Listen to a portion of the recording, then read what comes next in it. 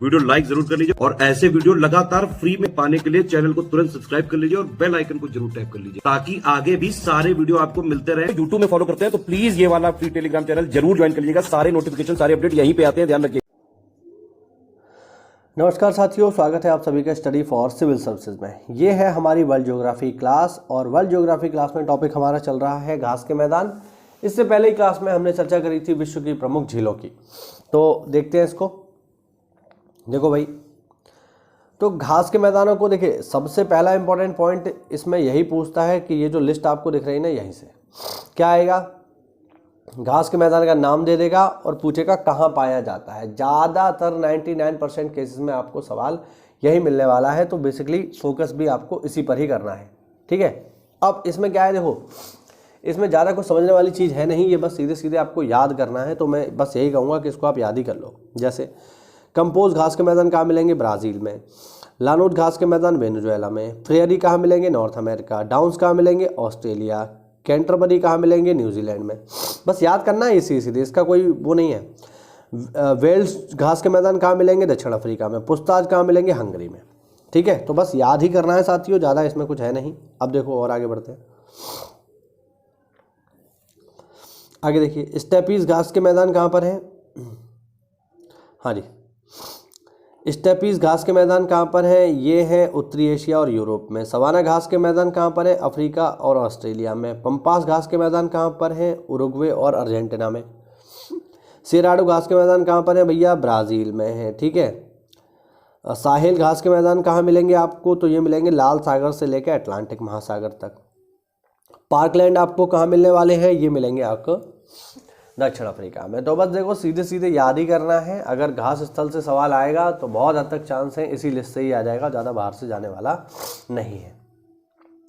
लेकिन हमारे पास कुछ और भी बेसिक जानकारी है जिसकी हम बात कर लेते हैं। जैसे घास के मैदान भूमध्य रेखीय क्षेत्र से लेकर ध्रुवीय क्षेत्रों तक पाए जाते हैं। भूमध्य रेखा से ध्रुवों तक जाने में घास की प्रकृति में अंतर आता है, ऑब्वियस बातें आएगा। इस आधार पर विश्व के घास के मैदानों को दो भागों में बांटा जाता है। पहले कौन से हैं, पहले है उष्णकटिबंधीय घास के मैदान। यह घास के मैदान भूमध्य रेखीय प्रदेश के उत्तर तथा दक्षिण में लगभग 10 से 25 डिग्री अक्षांशों के बीच पाए जाते हैं। सवाना घास के मैदान उष्णकटिबंधीय घास के मैदान है। ये लाइन ध्यान रखना कि सवाना किस प्रकार के घास के मैदान है, उष्णकटिबंधीय घास के मैदान है जो उष्णकटिबंधीय वर्षा वनों तथा मरुस्थलीय बायोम के बीच लहरदार बिखरे घास के मैदानों के रूप में पाए जाते हैं। इनमें बीच बीच में झाड़ियां तथा कहीं कहीं पेड़ भी मिलते हैं। सवाना घास के मैदान मुख्यतः पूर्वी अफ्रीका में फैले हैं। इसके अतिरिक्त ओरिनिको बेसिन, जो कि कहाँ पड़ेगा, वेनेजुएला और कोलंबिया में, ब्राज़ील, बेलीज, होंडुरास के अतिरिक्त भारत के दक्षिणी भागों में भी पाए जाते हैं। इन घास के मैदानों को विभिन्न क्षेत्रों में विभिन्न नामों से जाना जाता है। जैसे अफ्रीका में क्या बोल रहे हैं, सवाना। वेनेजुएला में क्या बोल रहे हैं, लानोज। ब्राज़ील और गुआना में क्या बोलते हैं, कैंपो सेराडो, ध्यान रखना। दक्षिणी पश्चिमी ब्राज़ील में क्या बोलते हैं, पेंटानल। ब्राज़ील, परग्वे, अर्जेंटीना तथा उरुग्वे में कैंपोस। दक्षिण अफ्रीका में पार्कलैंड तथा अमेजन बेसिन में सेलवास कहा जाता है, ठीक है। ये क्या है, उष्णकटिबंधीय घास के मैदान है। आगे देखो, शीतोष्णकटिबंधीय घास के मैदान सबसे पहले कहाँ मिलेंगे, तो ये मिलेंगे आपको 30 से 45 डिग्री अक्षांशों के बीच में।